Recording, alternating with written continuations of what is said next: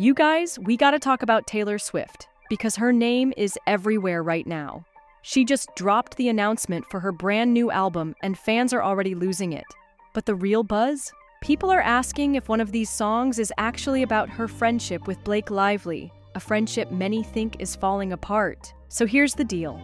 Taylor shocked everyone when she popped up on the New Heights podcast. If you know Taylor, you know she doesn't really do interviews. So this was rare, and not just anywhere. She was on her boyfriend Travis Kelce's show, giving fans a personal peek they usually only get through her lyrics. This was massive. Millions of people tuned in, and the episode racked up 5.6 million views in just 5 hours. It even crashed the site, with them tweeting, "We hit a glitch, but we'll be back shortly."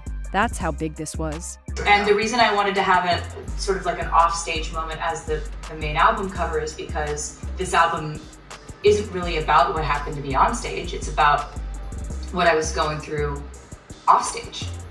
So it's like didn't want to have like the lights are bright, I'm on the stage as the main album cover. It's just this to me tells more of what the actual contents lyrically of the album are. I wanted the album to feel the way my life felt, and this completely matches the way that my life has felt. And I also wanted it to be just every single song is on this album for hundreds of reasons, you know, and you couldn't take one out and it be the same album. You couldn't add one and it's just right. And that focus and that kind of discipline with. During the podcast, Taylor dropped bombshell news. Her 12th studio album is called The Life of a Showgirl. She even revealed the cover art and track list. But here's where things get juicy. One of the songs is titled Ruin the Friendship.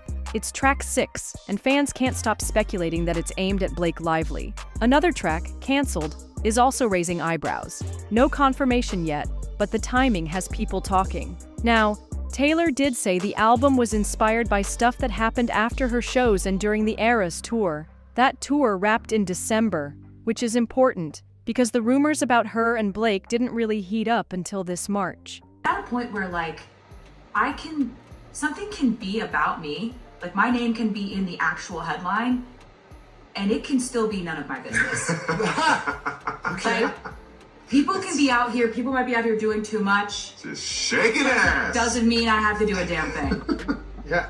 We live in such a social media moment. At her last concert, Taylor teased the next era with an orange door, so the album was probably already finished by then. Still, with all the drama swirling around Blake, some fans swear Taylor slipped it into the music anyway, so let's back it up. Blake's drama started late last summer, tied to how she promoted It Ends With Us. At first it fizzled, but in December things blew up when the New York Times exposed that Blake had filed a complaint against director Justin Baldoni. She accused him of harassment and running a toxic set. Heavy stuff. Justin clapped back hard, though he filed a $400 million defamation countersuit against Blake, Ryan Reynolds, and their publicist, saying they were out to destroy his name. And here's where Taylor's name suddenly got dragged into this mess. Justin's team actually tried to subpoena Taylor. Why? Because in their lawsuit, they claimed Blake leaned on her closest allies, Taylor and Ryan Reynolds, to pressure Justin into making script changes she wanted. They even pointed to a text from Blake, where she called Taylor and Ryan her dragons, who protect her when conflicts pop off. That's wild. Taylor's team clapped back quick, making it clear she had almost nothing to do with It Ends With Us. They explained that her only connection was licensing her song My Tears Ricochet, and 19 other artists had music in the film too. No casting, no script edits, no creative power. Taylor hadn't even watched the movie until weeks after it came out. Her camp basically said this was a desperate stunt to use her name and fame to make Justin and Blake's battle even messier. But then it got darker.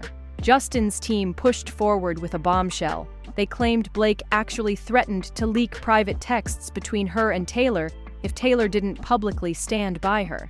According to Justin's lawyer, this wasn't just gossip. It came straight from someone tied to Taylor herself. He even signed a letter to the judge about it, swearing under penalty of perjury that on February 14, 2025, he got a voicemail from a close Swift insider. In that call, which reportedly lasted an hour, this source claimed Taylor's lawyer, J. Douglas Baldridge, got a phone call from Michael Gottlieb, who represented Blake and Ryan. And here's the wild part. Gottlieb allegedly asked Taylor to post something supportive of Blake, saying if she didn't, Blake would drop 10 years of private texts with Taylor. According to The Insider, Baldridge fired back, accused Gottlieb of extortion, and hung up the phone. It didn't stop there. This same insider also claimed Blake once asked Taylor to delete all their text messages months before this even blew up. That right there sounded like someone planning ahead, trying to cover tracks before the drama hit. Now, here's the twist nobody saw coming. It was later revealed that the person who took this info to Justin's team was allegedly Taylor's dad, Scott Swift. According to Page 6, he was sick of seeing his daughter dragged through someone else's war and willingly offered up the details. Word is, it was part of a backroom deal that would get Justin's team to back off subpoenaing Taylor directly. Basically, he wanted to protect her at all costs, even if it meant working with the other side. But in the end, none of this really saved Justin's case. The judge ruled all of it inadmissible, straight up calling it improper for court. Still, the damage was done in the court of public opinion. Suddenly, everyone was whispering about the kind of behind-the-scenes chaos that could make even Taylor's own father break rank just to shield her.